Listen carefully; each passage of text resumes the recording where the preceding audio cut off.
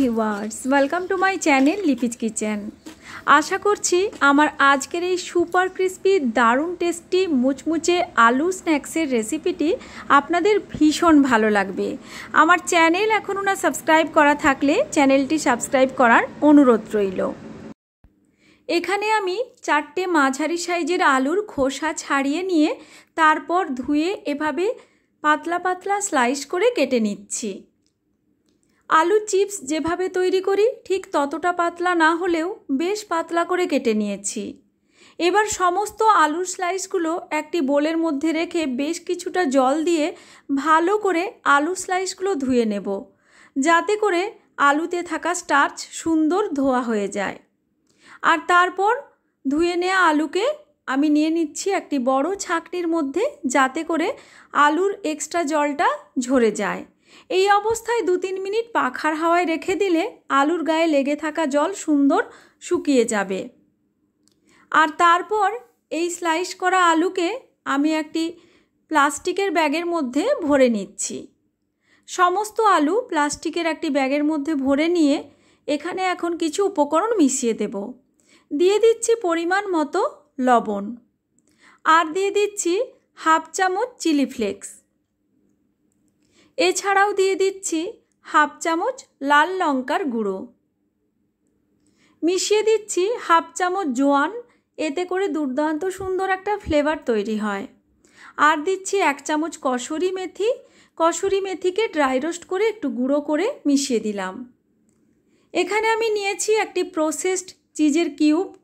এই চিজের কিউব আপনারা যে কোনো গ্রসারি শপ বা মুদি দোকানে খুব সহজে কিনতে পেয়ে যাবেন, দামও খুব বেশি হয় না।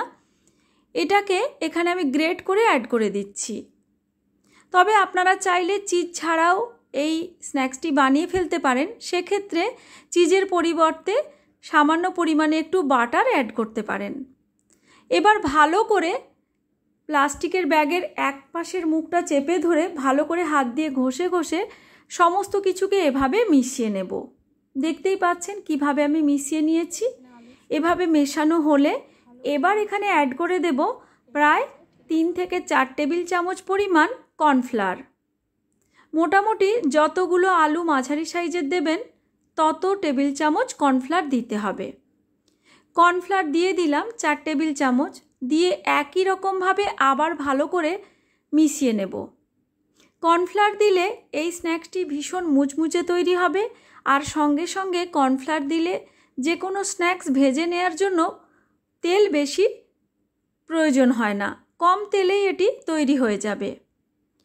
এবার যে ফ্রাইং প্যানে আমি স্ন্যাক্সটি বানাবো সেই ফ্রাইং প্যান নিয়ে তার মধ্যে নিয়ে নিয়েছি 3 টেবিল চামচ পরিমাণ সাদা তেল। এরপর আলু স্লাইসগুলো বা মশলা মাখানো আলু স্লাইসগুলো এভাবে সাজিয়ে নিচ্ছি। দেখুন একটার সঙ্গে একটা যেন এভাবে জুড়ে থাকে। এভাবেই বেশ গোল আকৃতি করে এগুলোকে এভাবে সাজিয়ে নিতে হবে। দেখতেই পাচ্ছেন আমি কিভাবে সাজিয়ে নিচ্ছি। এভাবে সমস্ত আলুগুলোকে আমি সাজিয়ে নিলাম।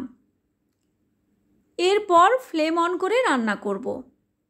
সমস্ত আলু ভালো করে সাজিয়ে নিয়েছি। এরপর গ্যাসের ফ্লেম অন করে দিলাম। ফ্লেম অন করে এবার ফ্রাইং প্যানটি বসিয়ে দিয়েছি। প্রথমে 1 মিনিট মিডিয়াম টু হাই ফ্লেমে হতে দেব। তারপর ঢাকা বন্ধ করে ফ্লেম একদম লোতে দিয়ে প্রায় 8 মিনিট মতো বা 7 থেকে 8 মিনিট মতো রেখে দেব। 7-8 মিনিট পর এবার আমি ঢাকনাটা খুলে নিচ্ছি।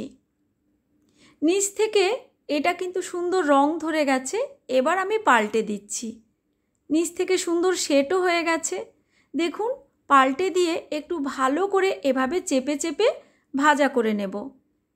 প্রায় 1 মিনিট মতো এভাবে চেপে চেপে ভাজা করে নিয়ে আবারও ঢাকা দিয়ে রান্না করে নেব মোটামুটি 5 থেকে 6 মিনিট। ফ্লেমটাকে কিন্তু এই অবস্থায় একদম লোতে রাখতে হবে, যাতে করে দুদিকেই সুন্দর রং ধরে যায় আর বেশ মুচমুচে হয়ে যায়। 5-6 মিনিট পর দেখুন আমি আবার পাল্টে দিলাম।